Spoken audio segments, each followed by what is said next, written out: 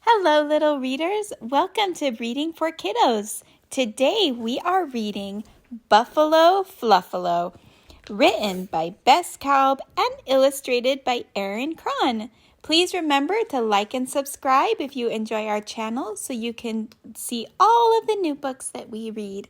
All right, let's go. There once was a buffalo Fluffalo. A snuffalo, scruffalo, surly old buffalo, who was ever so snarly and gnarly and tuffalo. I'm the buffalo Fluffalo, I heave and I huffalo. Leave me alone because I've had enough-alo. One day when old Fluff was especially miffed, a hammy old ram clomped up with a gift. I noticed you like to nap in the shade, so here's a big floppy wool hat that I made. Ram, he mooed in a manner so tuffalo, you must go away, I must rebuffalo. I don't need your rammy old hammy old help. It makes me want to stammer and yammer and yelp. The ram slunk away with his warm woolly stuffalo, and old Mr. Buffalo snarled and he snuffaloed.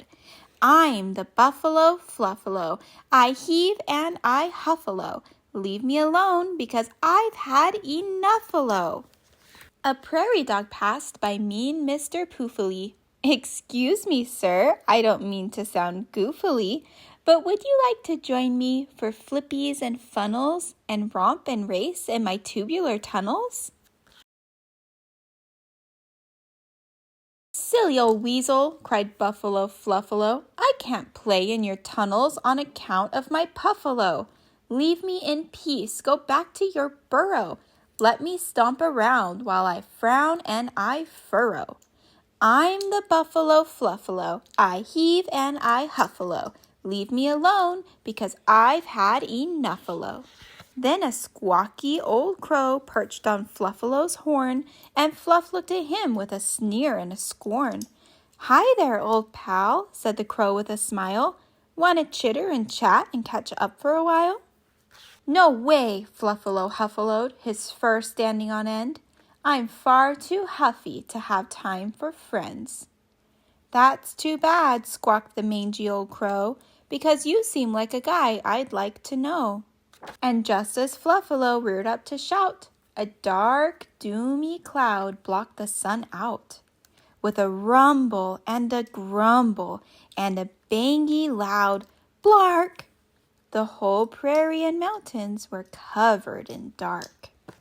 Then, with one final thundery blundery blup, the humpiest, heaviest cloud opened up, and down came the rain with a splash and a spluffalo, right on the head of old Buffalo Fluffalo.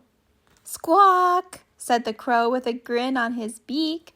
Why, Buffalo Fluffalo's just a pipsqueak.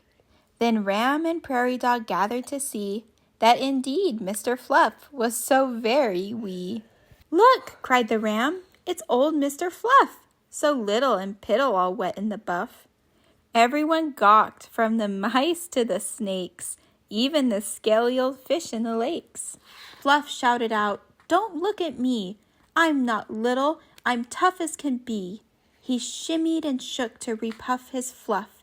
Then he snarled and gnarled and stomped with a huff. I'm the buffalo Fluffalo, I heave and I huffalo.